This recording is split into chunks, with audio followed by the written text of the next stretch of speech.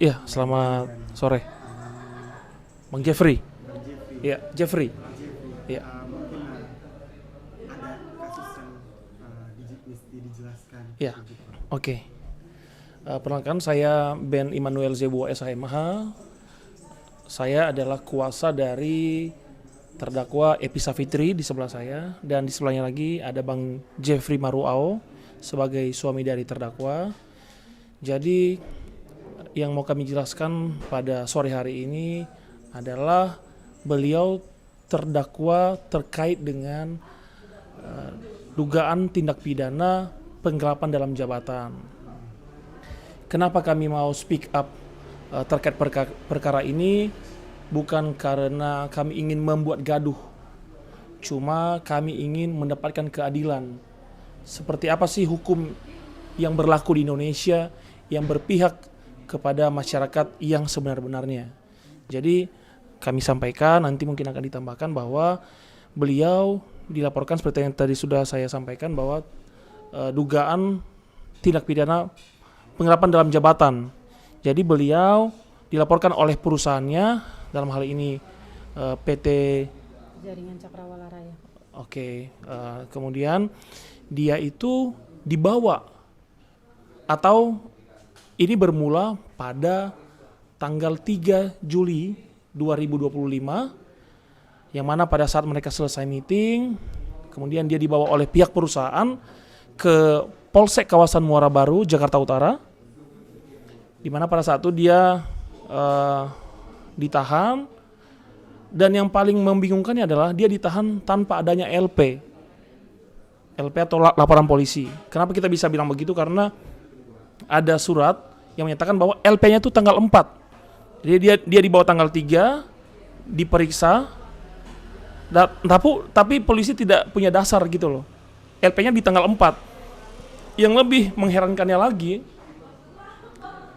LP-nya tanggal 4, tidak ada penyelidikan, langsung naik sidik, penetapan tersangka, dan langsung ditahan. Dan yang paling miris adalah beliau pada saat itu masih ibu menyusui. Anaknya masih berumur sekitar 7 bulan. Suaminya tidak tahu dia ditahan pada malam hari itu. Handphonenya disita oleh perusahaannya. Jadi ketika dia mau mengatakan bahwa mau menghubungi suaminya, langsung ditahan itu handphonenya. Kemudian dia udah nggak ada cara untuk menghubungi suaminya. Jadi suaminya pada satu malam itu mencari-cari istrinya di mana. Kita bisa bayangkan bagaimana anaknya yang masih bayi itu tidak dapat ASI satu malaman, ya kan? Karena baru besoknya ya bawa bayi ke situ. Nah, mungkin selanjutnya bisa disampaikan dengan detail oleh saudari Epi. Oke, Mbak Evi, mungkin gimana sih akhirnya Mbak Evi bisa ditetapkan tersangka? Ini kan tanpa penyelidikan ya. Mungkin atas dasar apa sih dia akhirnya bisa ditahan gini? Apa yang Mbak Evi perbuat sebenarnya? Iya, sampaikan saja. Awalnya tuh diajak meeting. Di tanggal 3 Di ya? tanggal 3 diajak meeting untuk dinas ke Cilacap. Setelah dan meeting itu bukan ngebahas tentang agenda buat ke Cilacap. Kapan itu? Di tanggal 3 Tanggal 3 Juli. Juli Jam 2025. 5. Jam Sekitar berapa? jam 1. 3 Juli 2025 jam 1. Jam 1. Di situ pas datang ke restoran, bos langsung menanyakan barang saya hilang 63 ton kemana. Di situ saya diam kaget. Kok nanyanya ke saya sendiri gitu, sedangkan kepala gudang tidak ada. Dan di situ bos langsung marah, gebrak meja. Saya di situ disuruh ngaku, dikasih kesempatan sekali. Ketika saya ngomong, dia selalu memutus pembicaraan saya. Dia bilang, udah kamu ngaku aja di kantor polisi. Setelah itu dari pihak perusahaan datang, lalu nganterin saya ke Polsek Muara Baru.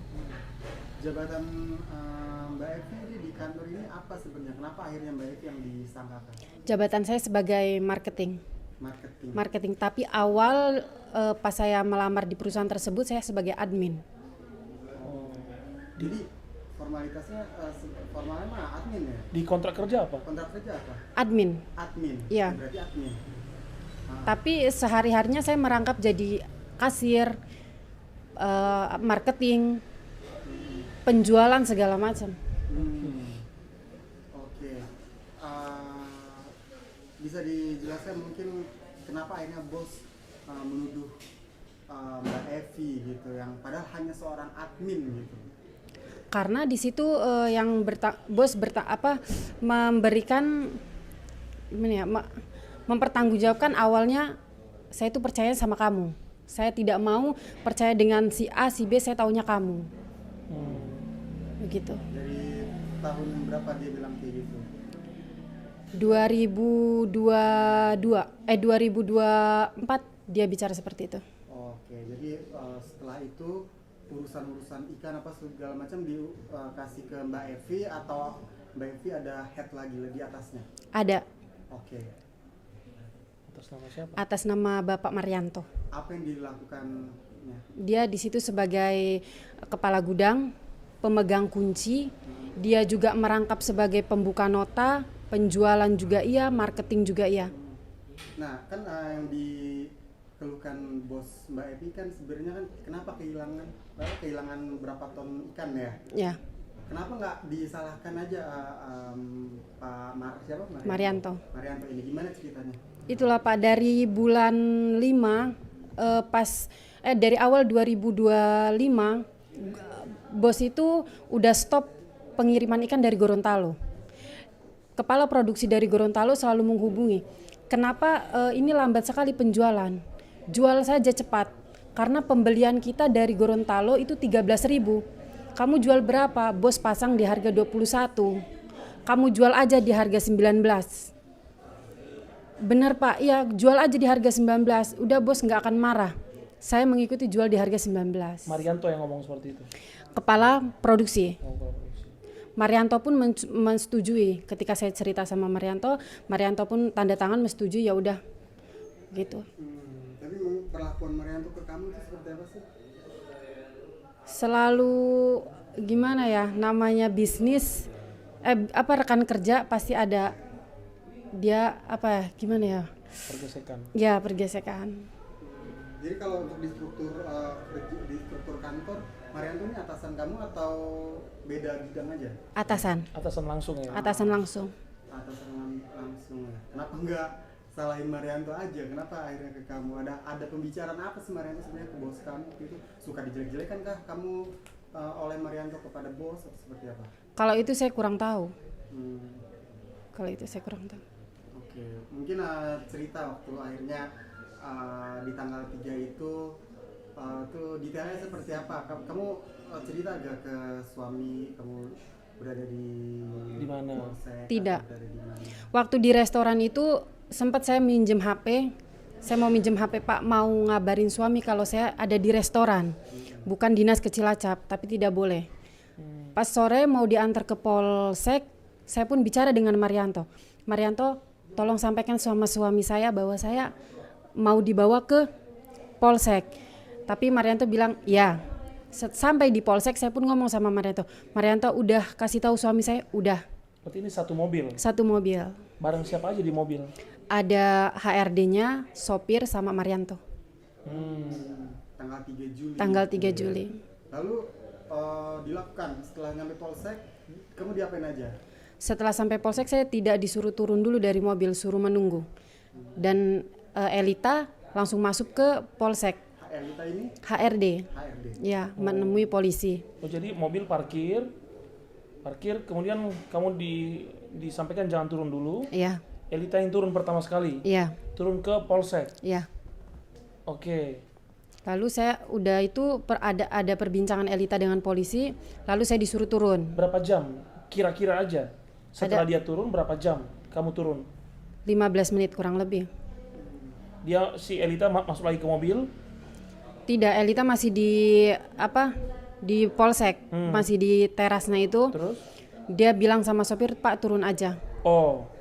Ketika Elita turun, di depan polsek, ada nggak temannya polisi gitu? Atau ada yang mendampingi dia? Atau dia hanya sendiri? Ada yang dampingin polisi.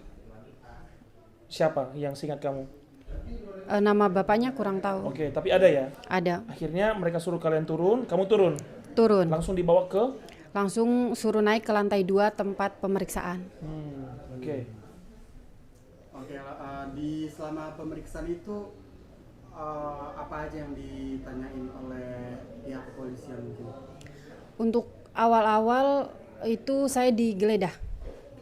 Ditanya kamu bawa apa aja, motor, terus HP, mana dompet kamu, mana tas kamu. Setelah itu saya disuruh duduk. Siapa yang menanyakan itu? Pak Obin. Mungkin yang selama kamu di polsek mungkin seperti apa jalannya pemeriksaan mungkin? Kamu ditanya oleh siapa gitu? Di situ saya ditanya-tanya sama bapak yang inisialnya O. Polisi. Ya, bapak polisi. Dan di situ saya tidak langsung ditanya-tanya, saya disuruh duduk. Setelah habis maghrib jam 6 itu baru ditanya, uangnya kemana? Uang sebanyak ini kamu kemanain? Saya di situ diam aja. Ditanya-tanya terus ditanya, Kanit masuk ke ruangan itu. Dia langsung nanya, uang segitu banyaknya kamu kemanain? Jujur aja ini buat meringankan kamu, kata dia gitu. Saya bilang saya nggak ngegelapin uang 1,7 M Pak. Ini tuntutannya 1,7 M. Katanya, uangnya kamu kemanain? Di situ saya diam. Diam karena emang takut emang gue bersalah atau diam karena freezing aja? Diam karena tidak melakukan. Oh, karena freezing aja berarti ya? Bingung Karena- gitu ya? Karena bingung mau jawab iya karena saya nggak melakukan. Jadi bingung lah intinya. Ketakutan. Oke. Sebelum lanjut, jadi pada saat tanggal 3 itu, pada saat tanggal 3 Juli tersebut, ketika dia pertama kali nyampe di polsek, itu tidak adanya laporan polisi, belum adanya LP. Kenapa kami bisa mengatakan seperti itu? Ini ada surat yang menerangkan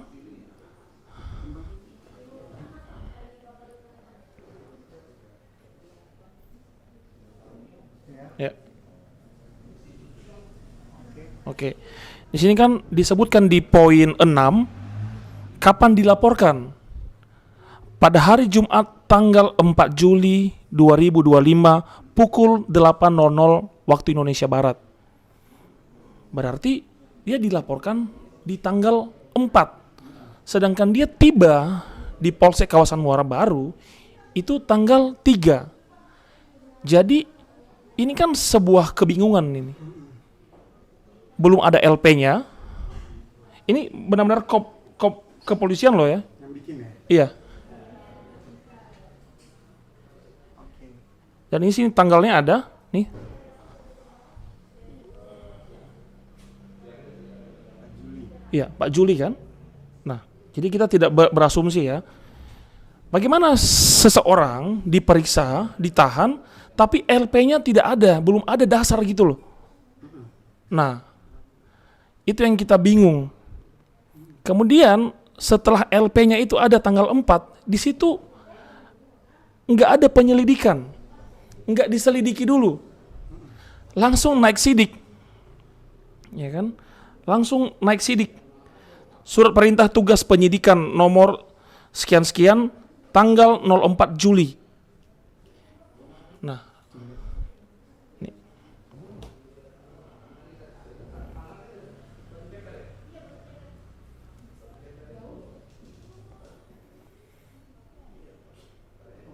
Ya.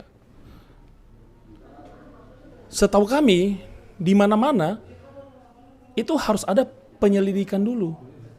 Kecuali kalau ini narkoba atau pembunuhan, terorisme yang mengkhawatirkan kan. Karena di perkara-perkara yang lain juga terkait dengan kasus yang sama, terkait dengan penggelapan, itu nggak langsung ditahan. Ini ada apa sih? Tapi kalau misalnya kinerja kepolisian seperti itu sangat tanggap cepat, wah luar biasa ya. Cuma kan faktanya kan tidak seperti itu. Nah ini ada apa nih?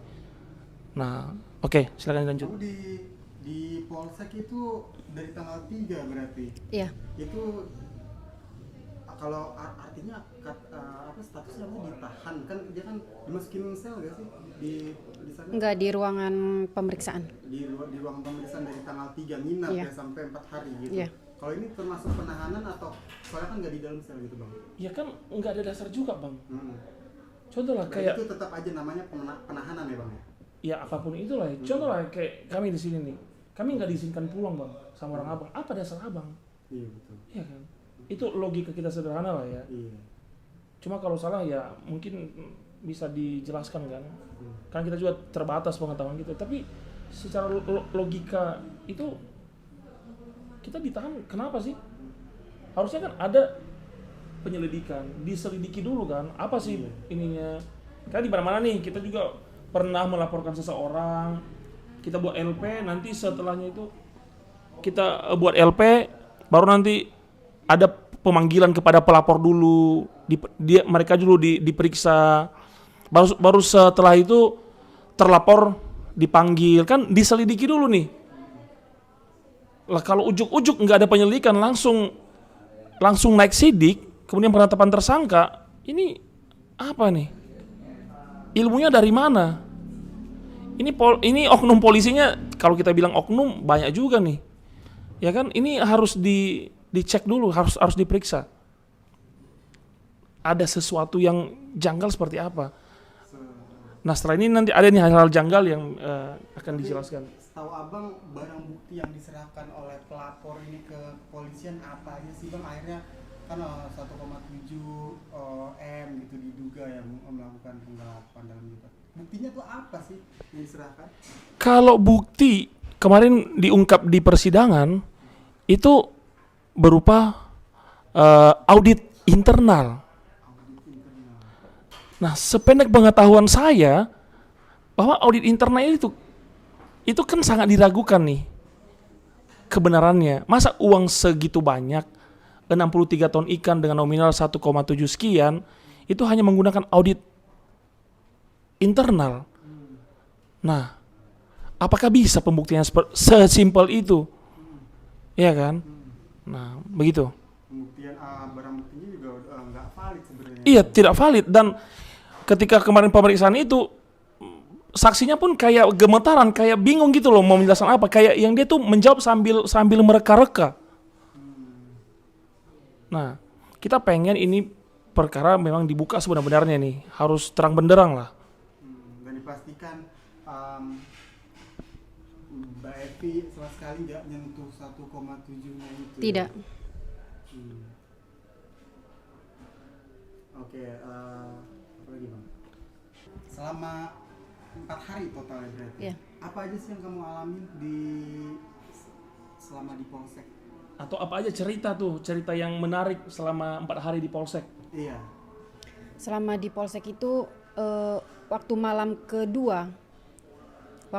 kedua dari pihak Kanit. Dari Kanit dia di situ bagi-bagi amplop dengan bahasa ini dari Bandeng. Ini dari Bandeng. Lalu paginya Kanit itu bilang perkaranya Epi langsung naik ya. Di situ saya cuma diam, langsung dia natap saya. Dia bilang ke siapa? Ke penyidik. Epi naik. Ke penyidik. Inisial siapa? Inisial O. O. Oke. Dan dia bagi-bagi gitu ya? Iya. Oh. Ada perlakuan yang gak enak gak selama kamu di Polres? Di Polsek? Ketika saya mau pompa ASI, Oh gitu, gimana? itu tidak diperbolehkan, suruh tahan aja. Di situ saya sampai pagi, nahan rasa sakit, saya nggak bisa tidur, tapi penyidik selalu bilang, udah tidur aja, jangan dirasain, udah tidur aja, tunggu besok. Oh, jadi selama beberapa hari itu anak terpisah. Jadi kamu harus pompa ASI di situ. Iya. Dan tidak diizinkan. Tidak. Dipersulit ya. Iya. Kan kalau pompa ASI beberapa jam aja tidak pompa ASI itu sakit. Gimana mungkin suami tahunya tuh kapan? Nah, jadi waktu itu di pas tanggal 3 nggak ada kabar Epi Safitrinya, sampai tengah malam saya masih hubungin atas nama Bapak Marianto. Tapi Pak Marianto nggak ada kabar. Jadi saya ngechat Epi ada di mana, tapi nggak ada tanggapan. Saya telepon nggak diangkat-angkat. Jadi di pas malam hari itu saya cobalah cari-cari Epi ini, karena dia nggak ada kabar. Saya telepon nggak ada kabar. Saya telepon Marianto nggak ada kabar. Nah, akhirnya saya waktu itu jam 8 malam saya coba keliling gudang, carilah posisi Epi ini di mana gitu. Apa dia jangan-jangan dia kecelakaan. Saya keliling gudang di Muara Baru itu tidak ada. Katanya tidak ada yang lihat Epi gitu. Tanggal 3. Nah, itu udah jam 10 malam. Karena saya seingat saya tadi Epi ini datang meeting sama atasannya di resto, saya datangin resto malam itu. Nah, dan di jam 10 itu saya lihat motor masih di situ, motor Epinya. Nah, saya tanya sama karyawan, ini kok motor Epi di sini ya? Lah katanya tadi Epi sama Pak Marianto, Ibu Elita sama supir udah naik mobil. Saya tanya itu mau kemana? Katanya tidak tahu. Tadi jam 4 dari sini udah berangkat. Nah, jadi seingat saya karena tadi tujuannya Epi datang ketemu atasan itu mau ke Cilacap. Jadi saya ingat jangan jadi ke Cilacap nih. Saya coba ngecek map ke Cilacap itu kisaran 6 jam. Saya cek ini udah dari jam 4, ini udah hampir jam 12 tapi nggak ada kabar. Saya telepon Pak Mariantonya di situ karena dia masih aktif, posisi HP itu udah tidak aktif. Saya telepon Pak Mariantonya, dia centang 2 doang dibaca tapi nggak ada tanggapan. Sampai jam 2 saya masih muter-muter lah carilah apa jangan-jangan Epi ini kecelakaan. Karena saya di rumah mama saya nelpon, anak nangis terus, dia butuh ASI. Akhirnya waktu saya muter-muter di Muara Baru lagi nanya-nanya, ada nggak yang tahu ini Epi tadi kemana gitu. Sampai saya tanya ke security waktu itu, katanya nggak, Epi hari ini nggak lihat. Jam 2:30 saya pulang ke rumah. 2:30 pulang ke rumah. Pagi. Saya pulang ke rumah. Saya bilang ke mama saya, Epi nggak ada kabar. Apa di benak pikiran? Yang di benak saya itu udah kecelakaan, udah dibawa ke rumah sakit. Karena itu lintasan dari Muara Baru itu rata-rata kontainer semua, mobil-mobil gede. Yang saya di otak saya, ini Epi udah kelindes. Dan ini dilarikan kemana? Gitu. Nah, akhirnya keesokan harinya itu jam 12 habis Jumatan, saya masih nyimpen nomor atas nomor nambahnya Epi. Saya ngechat, selamat siang Pak, maaf mau tanya Epi kemana ya? Dan jawabannya, pasti kamu sudah tahu. Bosnya Epi, di situ. Jadi hari itu saya nanya ke bosnya Epi kemana gitu. Nah, dan jawabannya pasti kamu sudah tahu. Dan di sini saya ngejawabnya, kalau saya tahu pasti saya nggak nanya ke bapak. Nah, dan katanya ya sudah nanti kita jam 1 siang ketemu di resto. Tanggal itu udah tanggal 4-nya. Nah, setelah ketemu di resto, dia cuma nanya, Epi kemanakan uang saya? Dan saya bingung, uang yang mana ya Pak? Setahu saya, kami hidup seperti biasa gitu. Kalau dibilang kurang. Ini uang saya 1,7 M, dimakan sama istri kamu. Luar biasa hidup kalian. Dari situ saya bilang, itu tidak sama sekali Pak. Mungkin kalau saya ceritakan kehidupan saya, mungkin ibaratnya serba kurang. Dan tidak mungkin Epi melakukannya. Dan di situ dia tetap kekeh pertanyakan ke istri kamu, uang saya kemana? Istri kamu itu tidak benar dan ceraikan saja dia itu. Cari pengganti yang lain karena istri kamu itu tidak benar. Dan akhir itu saya tanyakan, lah Epi ini kemana jadinya Pak? Katanya coba tanyakan ke polisi ke Muara Baru dan tanyakan uang saya dikemanakan lagi. Dan akhirnya waktu itu saya langsung bawa motor datang ke Polsek Muara Baru, nanya langsung ke Polsek. Ada petugas duduk yang di depan polsek langsung nanya, oh suaminya Epi. Langsung ketemu Kanit ditanya Epi di ruang di pemeriksaan. Saya datang, posisi di situ Epi udah pucat karena belum pompa ASI, udah matanya bengkak, udah kasihan lah kalau kita lihat di situ udah kasihan banget. Dan di situ Epi bilang saya ditahan dari kemarin. Saya bilang kenapa tidak disampaikan ke saya? Dan di situ katanya tidak diizinkan. Nah, jadi selama proses Epi diperiksa, Mungkin saya ada beberapa kali nganter pompa ASI gitu, jadi bolak-balik dari Muara Baru ke Kemayoran. Sampai-sampai saya bawa anak, panas-panas, bawa anak ke Polsek Muara Baru buat minum susu gitu. Dan 2 hari kemudiannya, setelah tanggal 5-nya, kata si Kanit, waktu malam itu jam 7 malam saya datang ke Polsek. Polisi Kanitnya langsung merangkul, ngajak duduk di ruang tamu Polsek, mengatakan ini Epi kita pindahkan ke Polres. Kamu nanti siapin uang 300 juta, 200 juta untuk di kejaksaan, 100 juta untuk di kepolisian. Dan di situ saya agak sedikit bingung, uang dari mana? Dibilang susah, kalau saya hidup susah. Dan saya nanya lagi, itu nanti cara penyampaiannya bagaimana, Pak? Dia ngomong, nanti kita lewat belakang. Saya pertemukan kamu sama jaksa. Nanti antara kamu sama jaksa yang ngobrol bagaimana, begitu nanti kita lewat belakang. Dan waktu itu kita siap-siap mau pergi ke Polres. Tanggal berapa itu ya? Tanggal 7 kan. Tanggal 5 kali ya. Di tanggal 5, dan hari itu di tanggal 5 itu akhirnya nggak jadi. Karena ada kesuruhan, ada keributan di Polsek Muara Baru, pokoknya ada yang ribut antara warga, akhirnya di-cancel lagi dan baru dipindahkan keesokan harinya. Gitu, setahu saya selama di Polsek seperti begitu. Pindahkan ke Polres Tanjung Priuk. Polres ya, Jakarta Utara. Ya. Terus akhirnya kamu ditahan di Polres Jakarta Utara.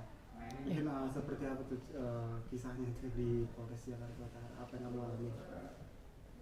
Pastinya sakit. Kamu ditahan di selnya ya? Ya, Nah, di sel. kamu udah di sel lah di Polres Jakarta Utara. Terus gimana tuh kamu bisa menyusui? Akhirnya bayi kamu dibawa ke sel juga atau gimana? Kebanyakan ASI-nya dibuang. Karena Dibuang? iya, Oh, jadi kamu pompa ASI habis itu dikasih ke penyidik atau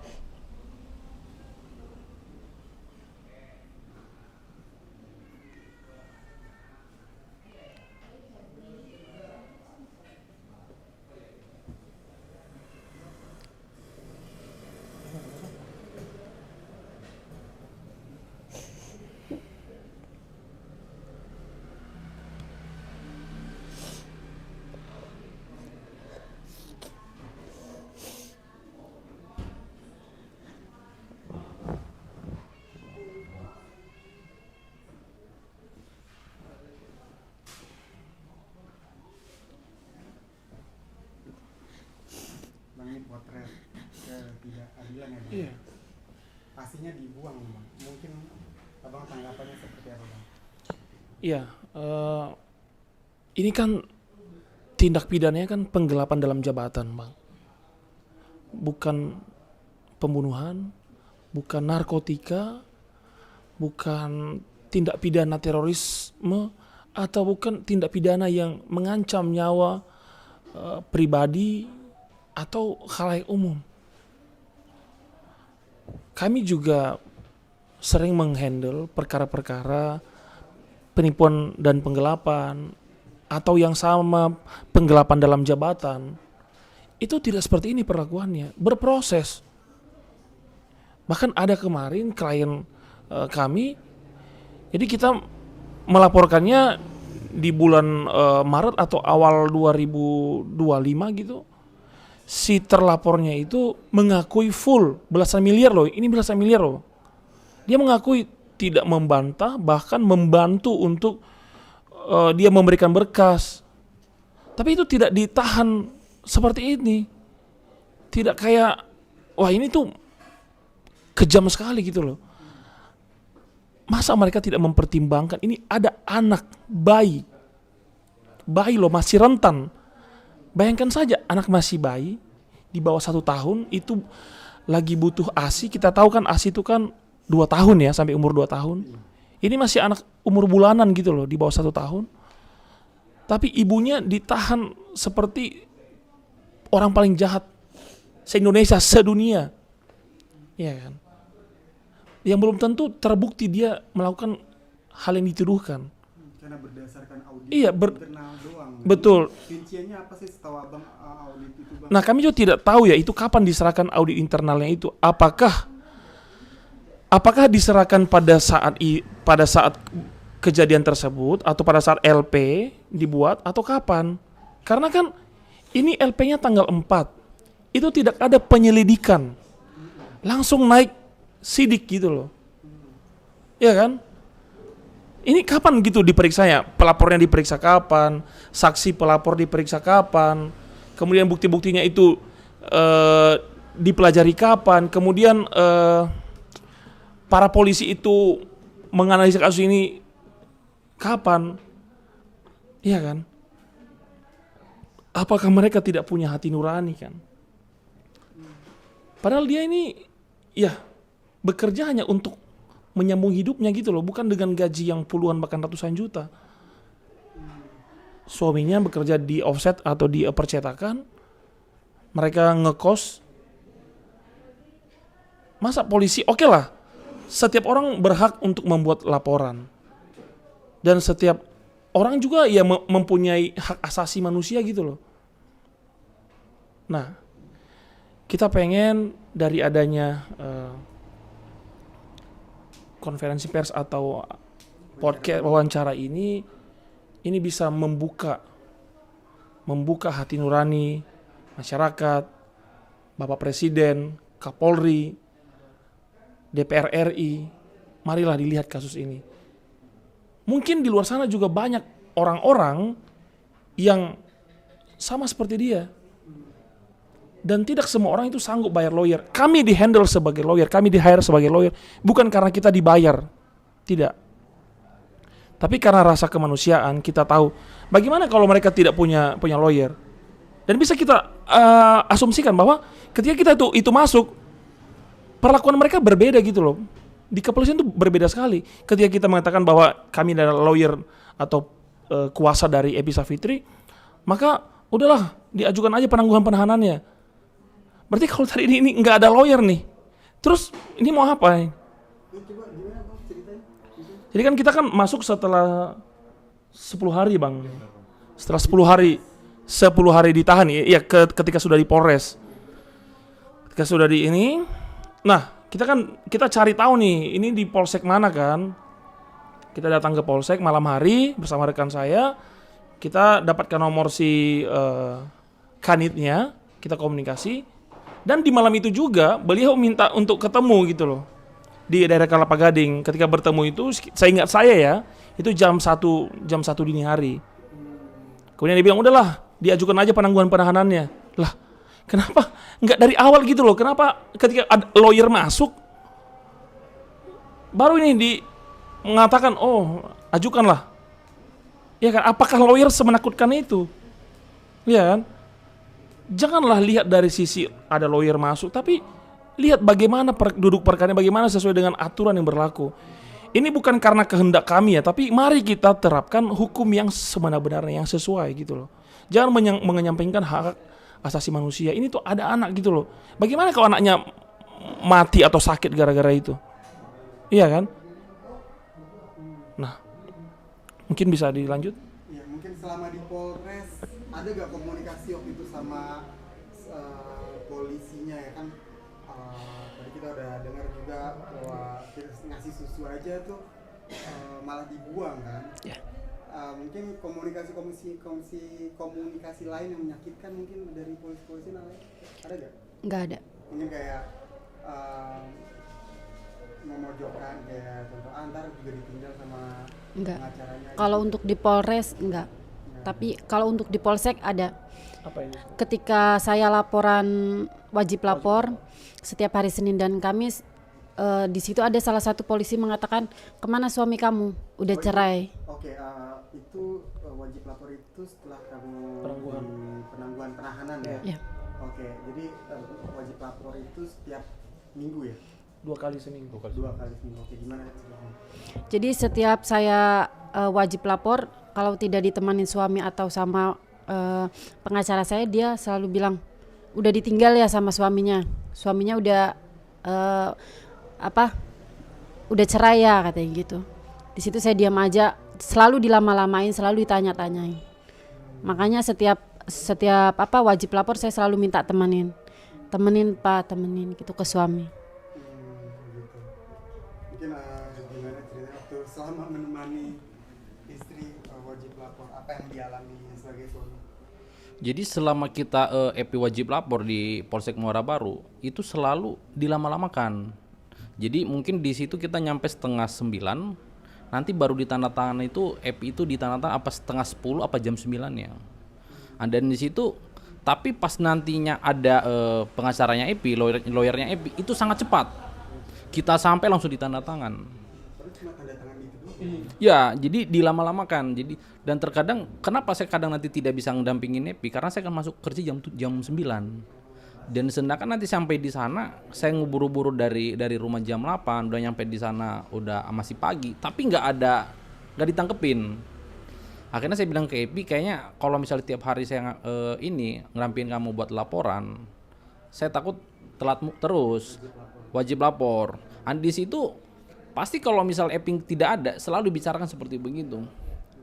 Dan ditanyakan lagi waktu itu, di sini tadi datang ke sini naik mobil apa? Mobil yang Ferrari. Dan saya bilang cuma naik motor, Pak. Tidak ada yang naik mobil di sini, Pak. Kasih itu ya bang. Iya, sesar ke situ. Dan pernah lagi waktu itu Epi ini disarankan ngejual rumah warisan. Jadi Epi ini di Lampung punya warisan dari orang tua. Jadi kisaran ibaratnya rumah. Dan dari polisi waktu itu pernah nyaranin, Epi kamu jual aja rumah itu dan uangnya nanti buat apa gitu ya? Buat ganti rugi. Jual saja rumah itu. Terus waktu saya ditanya, saya bilang itu kan warisan. Itu bukan atas nama Epi, itu masih atas nama orang tuanya. Lah dikasihlah cara-cara yang lain buat itu rumah dijual dari kepolisiannya.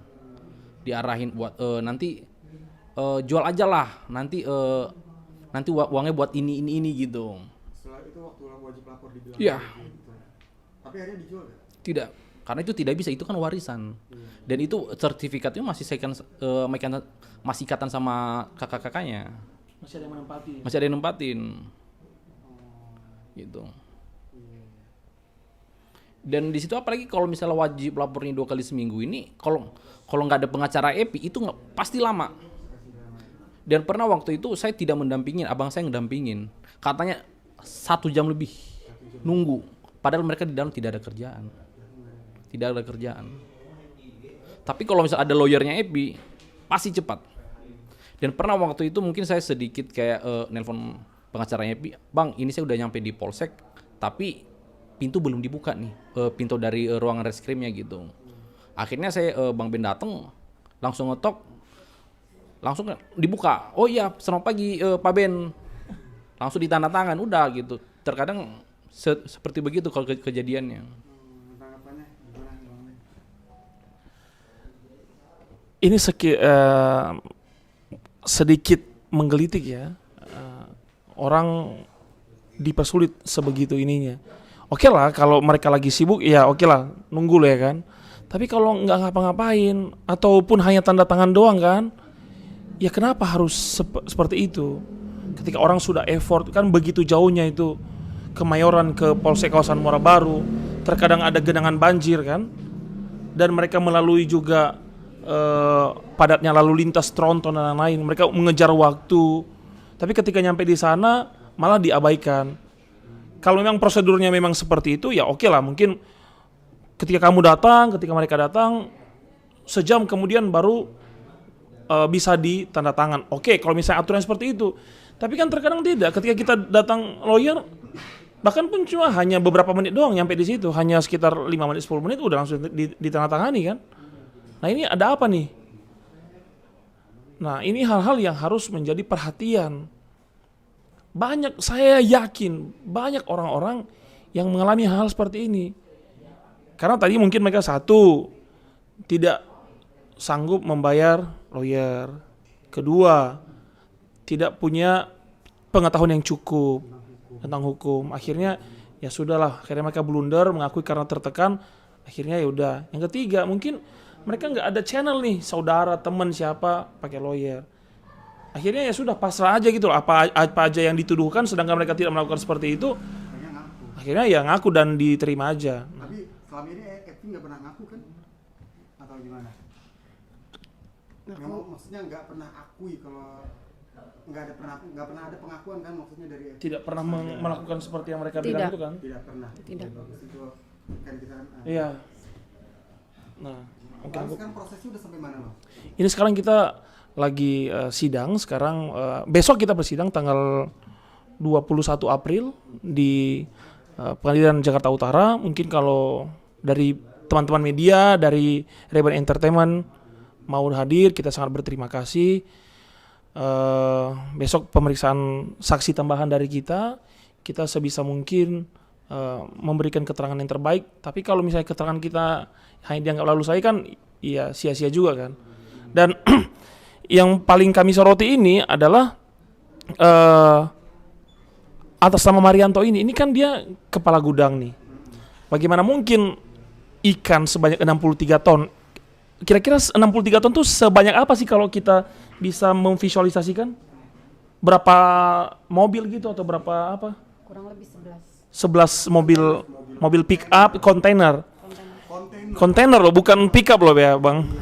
Ini kalau pick up puluhan gitu ya. Ini kontainer gitu loh. Bagaimana bisa keluar itu mobil ikan sebanyak itu? Atau Kalau nggak ada persetujuannya, betul. gudang. Betul. Atau bagaimana itu terjual selama itu gitu loh. Emang nggak ada pembukuan selama ini, ya kan?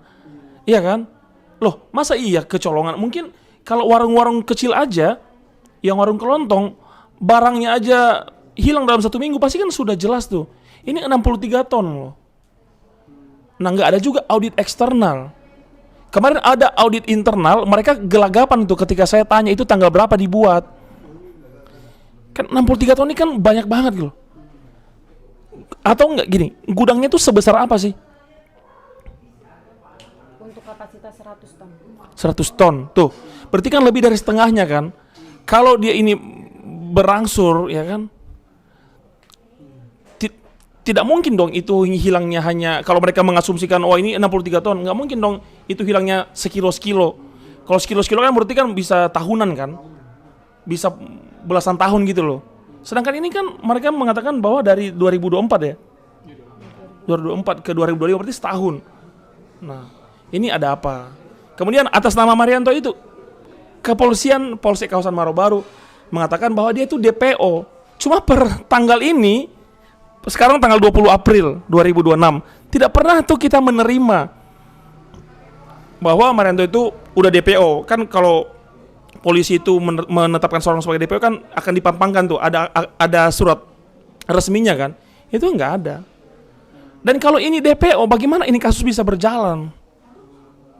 Cuma yang kami acungi jempol, yang kami patut bersyukur, pihak Kejaksaan Negeri Jakarta Utara itu kooperatif, mereka netral, mereka melihat ini dengan sebaik-baiknya. Semoga ini benar-benar cermat nih, ya kan? Kalau satu instansi APH yang bermasalah, yang tidak netral, maka kami juga berharap, besar harapan kami sebagai masyarakat, sebagai lawyer, aparat yang lain yang ada hubungannya tidak juga ikut-ikutan. Kan seseorang itu kan dilaporkan itu atau dia sedang menjadi status sebagai terdakwa, bukan berarti dia itu sudah pasti bersalah. Namanya kan dugaan, masih terduga. Maka mari kita lah membuktikan, ya kan? Pembuktian itu kan harus lebih terang daripada cahaya. Nah, kemarin juga di persidangan tidak dapat itu dihadirkan atas nama Marianto. Sedangkan ini kan penting nih, kuncinya. Sedangkan kita punya rekaman bahwa saudari terdakwa Evi Savitri pernah mengatakan untuk dia mau melaporkan itu kepada si atasan, kepada owner, tapi dihalang-halangi oleh si Marianto ini. Bukti rekamannya ada. Untuk itu apa catatan? Iya, jadi kan dia merasa ini ada kejanggalan, tapi si Marianto ini menghalang-halangi. Atau kita pun sebagai lawyer menduga-duga ini ada permufakatan apa sih? Antara Marianto Iya, atau pemufakatan perusahaan ini ada apa sih? Karena setahu kami, sependek pengetahuan kami bahwa di dalam perusahaan tidak mungkin satu orang melakukan sebuah tindak pidana begitu loh, apalagi penggelapan. Iya kan? Itu sangat mustahil lah. Nah, ini ada apa sih? Kenapa satu orang ditumbalkan? Bang, tapi kok bisa ya? Maksudnya jaksa P2 sotukan ini bang, kenapa nggak P19? Nah, kalau itu kami belum mendapatkan info. Kami mohon kepada Reben Entertainment untuk dapat memfollow up-nya. Kami juga bingung juga sih. Itu juga menjadi pertanyaan kami sih. Atau mungkin ada pertanyaan kenapa tidak pra peradilan? Ah iya, kenapa nggak pernah ngajuin nggak bang? Belum, karena gini, sepengetahuan kita di lapangan, kalau pra peradilan ini adalah berarti kan kita melawan instansi nih yang menetapkan penetapan tersangkanya kan. Biasanya itu jarang menang bang, jarang cermat, jarang fair. Ya koreksi kalau jika saya salah, tapi jarang. Yang kita takutkan ketika nanti di prapitnya kalah, penangguhan penahanannya dibatalkan, masuk lagi tuh. Kita mikirkan anaknya nih, kesehatan anak. Itu yang kita pikirkan. Karena rasa tidak percaya kita kepada aparat penegak hukum. Ya kan? Karena kekhawatiran, ketakutan. Itu alasan kami. Karena itu juga pernah dibilang ya, kenapa lawyer tidak pernah mengajukan pra peradilan? Alasan paling mendasar, alasan jujurnya itu.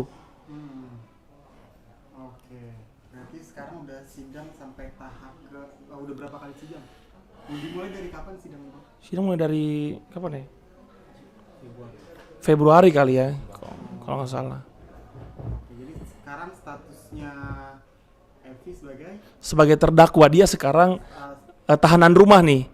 Jadi Kejaksaan Negeri Jakarta Utara membantu untuk tahanan rumah, cuma ada syaratnya, diberikan gelang kaki agar tidak keluar dari batas yang ditentukan. Mungkin nanti bisa dilihat gelangnya di sebelah kanan, di kaki pergelangan tangan kanan, kaki kanan.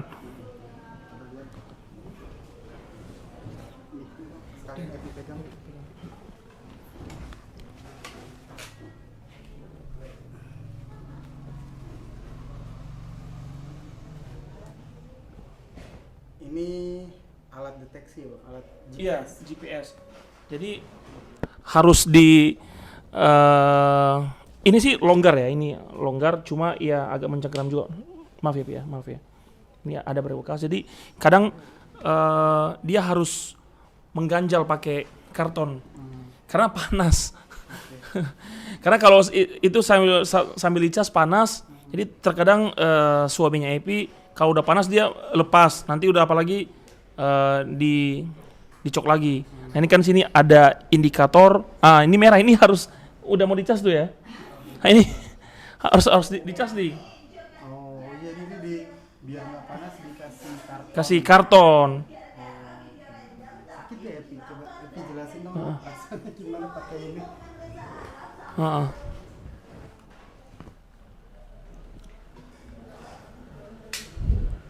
Gimana sih rasanya, sakit ya Epi ya? Panas, Panas. terus tidak nyaman. Panas itu ketika dicas atau? Ketika dicas, Oke. Kalau kan apa sih kerjanya? Kegiatannya? sekarang udah nggak kerja. Kalau udah nggak kerja, banyak yang nanya mungkin gimana? Ini apa sih gitu kalau ditanya orang-orang? Iya, banyak yang nanya itu kenapa, itu apa gitu.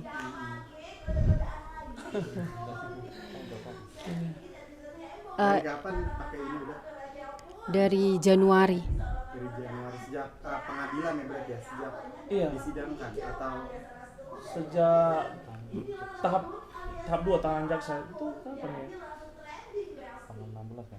Tanggal Bentar. Itu di tanggal 20 Januari kan. Januari itu ya tuh. Januari akhir. Berapa? Dari 29 Januari. sampai sekarang 20 April nggak pernah dilepas ya. Iya, ya memang ini kan prosedur dari kejaksaan ya, kita berterima kasih sebenarnya udah diizinkan untuk tahanan rumah ya. Iya, 29 Januari ini pemasangannya setengah 3 sore.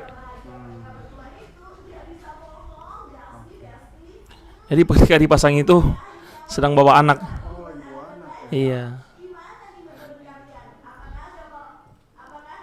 Kabar anak gimana sih itu sekarang? Untuk anak alhamdulillah untuk sekarang sehat. Tapi setelah ada imbasnya gak sih waktu kamu beberapa hari ditahan itu, totalnya berapa hari sih ditahan? 12 12 hari. Ada imbasnya gak sih ke anak waktu itu, anak jadi ada apa? sakit, terus kejang. Kejang. Kalau sakit tuh dia kejang-kejang. Terus karena saya trauma, dia juga ikut-ikutan, kayak ada yang ketuk pintu dia langsung kaget gitu, langsung ketakutan. Parno gitu ya. Iya. Nah bang, mungkin kalau dalam hukumnya bang gimana bang? Mungkin oknum-oknum polisi ini bisa gak sih bang dikenakan pasal perlindungan anak bang? Kalau emang terbukti ya mereka oknum-oknum ini bersalah, bisa gak sih bang kalau suatu hari nanti dilaporkan atas perlindungan anak bang? Ya harusnya kalau sesuai dengan kode etik, ya sependek pengetahuan kami harusnya bisa kena ya. Ini kan kayak tadi tidak ada penyelidikan, kemudian tidak mempertimbangkan status, kondisi, situasinya Epi Savitri seperti apa, ya kan. Nah kalau terkait dengan hak asasi manusia terkait anak sih, kami belum membaca ya terkait sampai di situ ya. Mungkin teman-teman di rumah atau lawyer senior bisa ini menambahkan. Karena kan ini anak sampai kejang-kejang ya akibat dari perbuatan oknum-oknum ini. Ya, ya harusnya sih kalau kita lihat dari sisi kode etiknya harusnya ini sangat melanggar ya, tidak mempertimbangkan hal tersebut. Seperti itu. Dan tapi bagaimanapun juga kan kita masih nunggu ya Iya. putusan Betul, hakim. betul. Kira-kira tanggal berapa tuh bang putusannya? Ah, Dan sebagai seberapa optimis untuk Evi bisa akhirnya bebas, diputuskan bebas? Kalau putusan kita masih belum mengetahui ya bang di tanggal berapa. Cuma kita sih optimis ya kalau dari kronologi bukti-bukti juga yang kita sampaikan bahwa Epi ini tidak bersalah gitu loh, tidak melakukan seperti apa yang dilaporkan atau yang dituduhkan kepada dia. Karena pembuktiannya saja ini tidak terang benderang pembuktiannya, ya kan? Seperti ada handphone yang menjadi barang bukti itu belum pernah dibuka juga di persidangan, yang mana kan di situ dapat juga dijelaskan bahwa dia sering menyetorkan uang, ya kan, uang penjualan. Tapi kemarin pernah dicek lagi WA-nya udah nggak aktif ya, pernah dicoba dicek dari handphone lain kan, untuk mengecek itu nggak terbuka ya bang ya? tidak ada. Nggak ada, WA itu hilang. Jadi kan kita kan kalau ngecek WA, oh ini masih ada nggak sih nomornya? Nah itu WA-nya hilang ya. Hilang. Nah itu belum dibuka juga tuh, ya kan? Langkah hukum nanti jika ya, alhamdulillah nanti tidak bersalah, ada langkah hukum nggak bang? Atau abang mau keep sendiri untuk strategi? Kita masih keep sih bang, strateginya seperti apa. Intinya kami yakin sih kalau jaksa, kemudian hakim, majelis hakim, ketua pengadilan melihat ini perkaranya dengan cermat, Epi tidak terbukti bersalah. Putusannya harusnya bebas. Tapi kan sekarang ada asas itu kan, no viral no justice ya. Ya kan? Nah, kami mohon juga kepada teman-teman media yang lain, mohon ini dikawal agar beliau mendapatkan keadilan yang sebenar-benarnya. Kami sering mengatakan bahwa ya kalau dia bersalah ya oke, kita tidak menyalahkan yang benar, membenarkan yang salah, kita tidak. Kita benar-benar terang benderang saja. Ya kan? Fakta-fakta juga kita ungkapkan. Saksi pun kita hadirkan, kami juga tetap on time di persidangan, tidak pernah mangkir. Ya kan? Bahkan kan kalau secara logika manusia, sebelum ini persidangan kan dia bisa aja lari kan, bisa aja ke daerah mana kayak, tapi enggak. Ya kan mereka tetap kooperatif, apapun ya udah kita tempuh. Nah, kami juga berterima kasih kepada Rayban Entertainment, kepada Bang Pablo Benua dan Kak Ray Utami sudah berkenan bersedia mengizinkan kami untuk meliput pemberitaan ini. Kami sangat luar biasa berterima kasih karena tanpa Rayban berita ini tidak pernah akan terungkap. Ya kan? Semoga Rayban menjadi media yang netral, media yang berintegritas, membantu masyarakat menyuarakan kebenaran agar dapat bisa menjadi media sentral partner keadilan. Sekarang ini keadilan ini tuh sangat bias gitu loh, ya kan? Dia aja yang kami yakini dari bukti-bukti yang ada itu tidak bersalah gitu loh. Kalau misalnya dia bersalah kan kenapa harus tidak dilaporkan atas nama Marianto? Oke lah, kalau dia tidak dilaporkan, kenapa harus tidak dapat dihadirkan di persidangan? Disampaikan dia sebagai DPO. Di dalam dakwaan ada kan dikatakan bahwa Saudara Marianto, kepala gudang, adalah DPO, masuk dalam daftar pencarian orang, iya Bang ya? Oleh Polsek kawasan Muara Baru, dan itu dalam dakwaan juga ada. Cuma nggak ada juga buktinya nih. Dan menurut keterangan saksi-saksi yang kami hadirkan bahwa beliau juga sering lewat di depan Polsek selama ini, beberapa hari lalu sering lewat gitu loh. Dan bahkan Bang Jeffrey pernah menawarkan ya untuk mencari ya. Seperti apa Bang? Ya, jadi waktu itu pernah Pak M inisial M, jadi dia bilang ini atas nama Marianto ini udah DPO. Jadi di situ saya tanya, Pak, kalau memang sudah DPO, ada buktinya nggak gitu? Dan katanya ini suratnya dipegang Pak Kanit. Dan saya bilang kalau memang benar-benar DPO biar saya bantu cari gitu. Karena sih di Muara Baru juga banyak kenalan gitu. Akan tetapi katanya itu nanti biar diurus sama kepolisian. Dan sampai sekarang tidak ada kabar. Dan saya dengar-dengar dari info dari anak-anak yang kenalan di Muara Baru, Pak Marianto ini masih ada. Masih muter-muter di daerah pergudangan. Masih eksis loh. Tapi masih kerja di situ. Oh, sudah tidak. Jadi setelah kejadian ini dulu, jadi JCR ini nggak tahu 2 bulan ke depan, 3 bulan ke depan itu udah tutup. Oh, jadi statusnya JCR ini tutup. PT ini Tutup sih Bang. Tutup permanen. Gitu. Jadi setelah EPI ditahan waktu itu kayak di bulan 7 itu ada perkiraan bulan 10 itu udah tutup. Gitu. Berarti bisa diduga ini nanti mengarahnya ke itu ya Bang ya, apa? Tutup gara-gara EPI. Ya, bisa jadi kan ketika misalnya perusahaan punya utang di mana-mana, yang dikambing hitamkan dia nih, ya kan? Karena ada juga isu ya, yang kita dengar bahwa perusahaan atau si ownernya ini mempunyai sesuatu hal lah di luar gitu loh. Mungkin ya ini dijadikan sebagai tumbal dan alasan kan. Kami juga dapat keterangan dari terdakwa bahwa yang bersangkutan mengatakan bahwa perusahaan juga sering bermain dengan pajak. Oh. Ya kan? Kira-kira seperti apa? Jadi di awal tahun 2025 itu pembelian ikan harus menggunakan KTP, cash maupun hutang. Nah di situ pembeli-pembeli tidak ada yang pakai KTP karena biasanya tidak pakai KTP. Pembeli cash masa harus pakai KTP. Nah di situ dari pihak HRD bilang pakai KTP siapa aja agar perusahaan ini tidak kena pajak. Penggelapan pajak ya. Oh, itu salah satu Ya, soal tindak pidana itu. dosa perusahaan tuh. Iya, dosa besar itu harusnya. Nah, ini orang pajak juga harusnya bisa menyenter nih si perusahaannya kan seperti apa. Apalagi dosa-dosanya kira-kira? Dari pihak kepala produksi itu selalu memberikan info bahwa perusahaan ini modal ikan selalu dipakai untuk usaha tambang di Kalimantan yang tidak jalan. Makanya bos filenya di situ.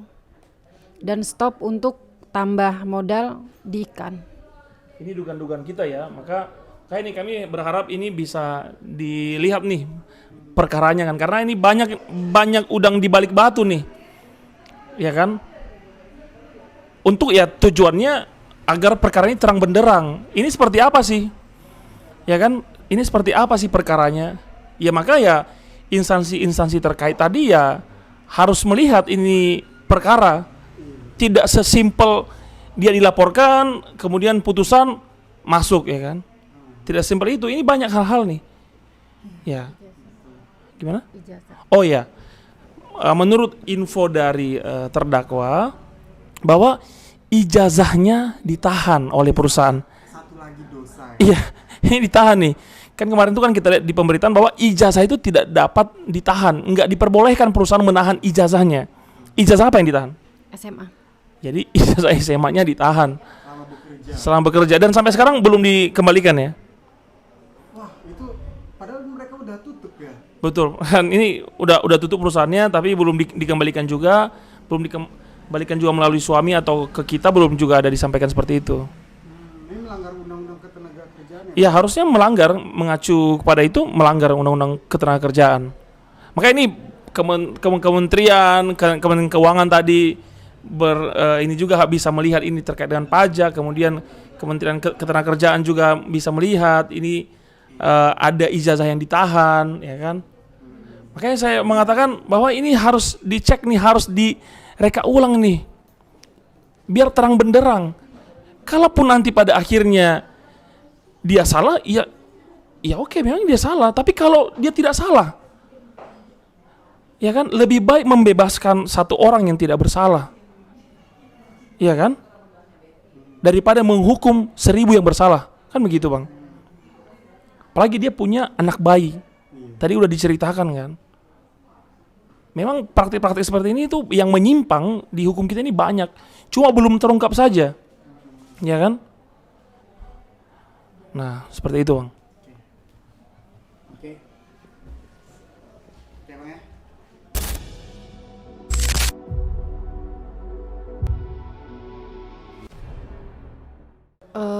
Hal kecilnya aja pas ketika hamil itu di usia 9 bulan masih tetap bekerja.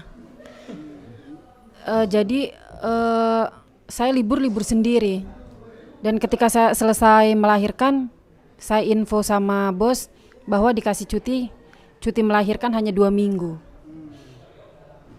Bang itu menyalahi aturan undang-undang ketenagakerjaan juga ya, Bang ya? Iya, harusnya kan, Bang, sependek pengetahuan kami nih ya, Bang, terkait dengan undang-undang ketenagakerjaan itu diberikan waktu cuti 3 bulan. Jadi 1,5 bulan sebelum melahirkan dan 1,5 bulan setelah melahirkan. Nah, ini hanya waktu 2 minggu. Itu 2 minggu ini setelah melahirkan atau sebelum? Setelah melahirkan. Jadi di bulan ke-9 masih bekerja terus. Iya, di 9 bulan masih bekerja. Kalau nggak keluar gimana itu? Sudah info ke bos minta cuti, tapi kata dia nanti dulu. Ke bos ini siapa? Manajer, supervisor, atau direktur, atau owner, atau gimana? Owner, Langsung owner. Yang merangkap sebagai apa dia? dia suami dari direktur. Dia owner juga CEO, juga manajer kan? Iya. Direktur kan?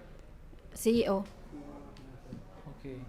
Jadi ya itu kan dia sudah minta izin tapi nggak diberikan. Bahkan ada infonya ketika dia cuti itu 2 minggu masih kena ini ya, SP. Masih karena sesar, jadi masih jahitannya masih basah. Enggak, ya maksud saya adalah ketika tadi kan kamu pernah mengatakan bahwa pernah dapat surat peringatan. Ya, ketika waktu itu libur 2 minggu. Setelah melahirkan. Setelah melahirkan kan dapat cuti 2 minggu, terus saya nambah lagi 2 minggu. Itu ketika masuk langsung suruh tanda tangan SP1. Karena kamu nggak masuk Selama 2 minggu. selama 2 minggu. Padahal itu hak kamu ya. Iya, padahal kan yang kita tahu kan 3 bulan ya. Tadi yang saya katakan bahwa 1,5 sebelum dan 1,5 setelah. Cuma dia ini baru aja 1 bulan udah dapat SP. Berarti yang diizinkan tuh hanya 2 minggu. Iya. Tapi kamu menambah lagi 2 minggu karena belum, ya iyalah 2 minggu kan belum ini banget ya. Berarti karena Dia yang langsung ownernya. Pak Erli, Bu siapa Bu Erlita itu? Bu itu Bu J. Bu J. Oh, Ini kan sangat sangat miris sekali ya. Benar-benar tidak ada rasa kemanusiaannya. Nah, kita dapat mengarahkan, kita dapat berpikir bahwa ya dalam perkara ini aja ya dia tidak ada rasa kemanusiaan gitu loh. Bisa aja ya membolak-balikkan. Nah, yang jelas-jelas aja menyangkut kemanusiaan aja dia nggak, bodoh amat kan, apalagi yang menyangkut uang gitu kan, yang menyangkut laporan ya bodoh amat. Nah, itu kemudian di gudang tersebut tidak ada CCTV ya. Nah, dia juga pernah membeli CCTV nih. Bayangin seorang karyawan membeli CCTV untuk perusahaan. Cuma pada akhirnya dirusak ya. Dirusak. Karena per hari ini kita pun tidak pernah menemukan CCTV-nya atau hasilnya. Atau mungkin Epi bisa menceritakan terkait dengan CCTV tersebut. kenapa akhirnya kamu sendiri yang Beli. Padahal kan itu kan tugasnya perusahaan. Dapat usulan dari tetangga gudang bahwa udah kamu pasang CCTV aja, beli aja sendiri, karena partner kamu tidak bisa dijadikan panutan, tidak bisa dijadikan partner kerja. Karena dari info-info tetangga sebelah gudang bahwa dia suka jual ikan ketika posisi saya sudah pulang duluan. Akhirnya kamu berinisiatif beli CCTV Iya. dipasang kan? Iya, dipasang. Dan CCTV itu ketika saya cuti di rumah, pas ketika saya mantau di HP, terkadang tidak nyambung. Ketika saya info ke teman-teman yang di situ, katanya CCTV-nya udah diputar sama Marianto.